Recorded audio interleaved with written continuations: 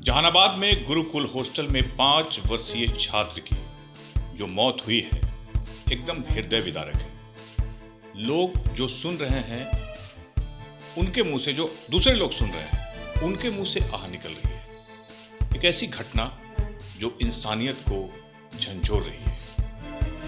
5 वर्षीय मासूम जो हॉस्टल में पढ़ने जाता है और उसके साथ दरिंदगी, दर्दनाक, मतलब जो भी शब्द कहें, बहुत ही विभत्स तरीके से उसकी हत्या कर दी जाती है, जिसे लेकर आक्रोश व्याप्त है लोगों में, काफी आक्रोश व्याप्त है। जिसे लेकर आज जो है कैंडल मार्च निकाला गया, जिसमें जहानाबाद के सांसद सुरेंद्र यादव भी शामिल हुए और कैंडल मार्च गुरुकुल हॉस्टल से लेकर कारगिल चौक तक निकाला गया, जिसमें बहुत सारे लोग शामिल थे। और लोगों का कहना था ये जो घटना घटी है इसकी पुनरावृत्ति न हो, इसलिए दोषियों को इतनी कड़ी से कड़ी सजा दी जाए कि एक मिसाल कायम हो। क्योंकि इधर देखा जा रहा है कि हॉस्टल में लगातार घटनाएं घट रही है। नीट छात्रा के साथ भी हॉस्टल में ही घटना घटी थी और इस मासूम के साथ, 5 वर्षीय मासूम के साथ जो घटना घटी है ये तो बहुत ही हृदय विदारक है। 5 वर्षीय मासूम ने किसी का क्या बिगाड़ा होगा। 5 वर्षीय मासूम जो हॉस्टल में पढ़ने के ख्याल से गया था, उनके माता पिता ने भी बताया था कि पढ़ने में काफ़ी अच्छा था, बहुत कम उम्र में कुछ बनना चाहता था। अपने मामा को देखकर वो बच्चा बोलता था कि हम भी पुलिस बनेंगे, लेकिन क्या पुलिस बनता। शैतानों ने इसे दुनिया से ही अलविदा कह दिया, जिसे लेकर काफ़ी आक्रोश है। जहानाबाद में कैंडल मार्च बहुत सारे लोग शामिल हुए। एक अलग उबाल है 5 वर्षीय मासूम के लिए।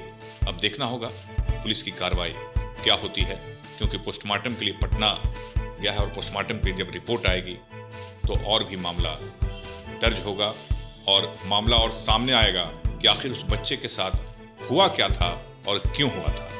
मृतक 5 वर्षीय मासूम के लिए लोगों में कितना आक्रोश है, आप देखिए एक तस्वीर।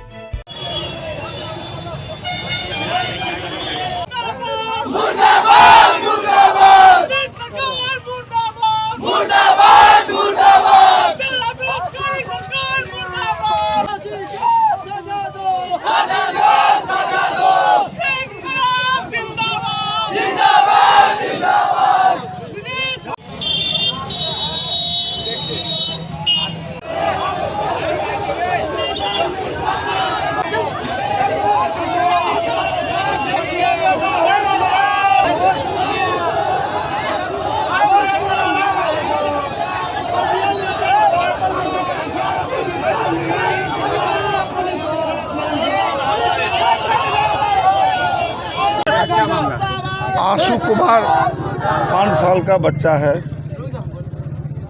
हर माता पिता चाहता है कि हमारा जो बच्चा है अगर बचपन से पढ़ेगा तो आगे बढ़ेगा। वो सोच था और वो बुलाकी बिघा के रहने वाला था। हम एक बात जानना चाहते हैं ये सरकार से, क्या 5 बरस का भी बच्चा नीतीश कुमार का दुश्मन है? क्या 5 बरस का बच्चा को न्याय नहीं मिलेगा? जब न्याय नहीं मिलेगा तो ये जो सरकार आज तक जो चला है, ये शब्द लेकर कि जंगल राज, तुम साबित करके बतलाओ कि 25 साल में जंगल राज के नाम लेकर दूसरे को बदनाम करके और राज किए, ये कब तक चलेगा तुम्हारा घड़ियाली आंसू? अब एक बात, जब नीट में जब पढ़ने गई थी बच्ची, उसके साथ भी बलात्कार हो गया, उसको अभी तक न्याय नहीं मिला। तो हम लोग उब गए हैं प्रशासन से, और उब गए हैं तो उग्र होके पूरे गांव में कहीं भी हम लोग जाने लायक नहीं है, मुंह दिखाने लायक नहीं है। और जब मुंह दिखाने लायक नहीं है तो हम तो इसका विरोध करेंगे, रोड पर उतर के सरकार के विधानसभा भी घेरेंगे, ज़रूरत पड़ेगा तो आर पार के हम लोग लड़ाई भी लड़ेंगे। तो क्या लगता है सर कि सरकार से नहीं, सरकार क्या न्याय देगा? क्या न्याय देगा? 3 एक्सीडेंट करके बच्चा मर गया, उसको ज़बरदस्ती से मुआ दिया और उसको आज तक सरकार अभी तक कोई देखने नहीं गया। हम गए उसको देखने के लिए, हमारा जो विधायक है स्थानीय सुबेदार दास, वो भी गया है। जो हमारे पार्टी के युवा है या नेता है, सारे लोग गए वहाँ, पर अभी तक सरकार के तो कोई नुमाइंदे 3 को एक ही बार मरा, एक ही परिवार के मरा, कोई देखने नहीं गया। कौन आया इसको देखने के लिए? आशु कुमार को सरकार के कोई प्रतिनिधि का नाम बता दे कि देखने आया है। इसलिए न्याय नाम का चीज़ समाप्त हो गया है। और जो जंगल राज पर ये उठाते थे सवाल, और इस पर जो वोट लेके जनता को दाएं बाएं वोट खरीद ले या हरियाली या आंसू बहा ले कि अब जंगल राज है, ये सब समाप्त हो गया। अब ये चलने बनने वाला नहीं है। इससे आर पार की लड़ाई हो के रहेगी। बिहार सरकार की पुलिस पूरी तरह फेलुअर है सर। हाँ, मान गए कि बिहार सरकार के पुलिस प्रशासन फेलुअर है, सरकारें फेलुअर, उसी के अंडर में सब है, सरकारें फेलुअर है। क्या मांग करते हैं? मांग करते हैं कि जो इसमें दोषी है उसको फांसी मिलना चाहिए, फांसी मिलना चाहिए। ये कौन जानता है कि जो आशु कुमार है हमारा बच्चा कल के भविष्य क्या होता, ये कौन तय करेगा? कोई बता तो नहीं सकता भविष्यवाणी। तो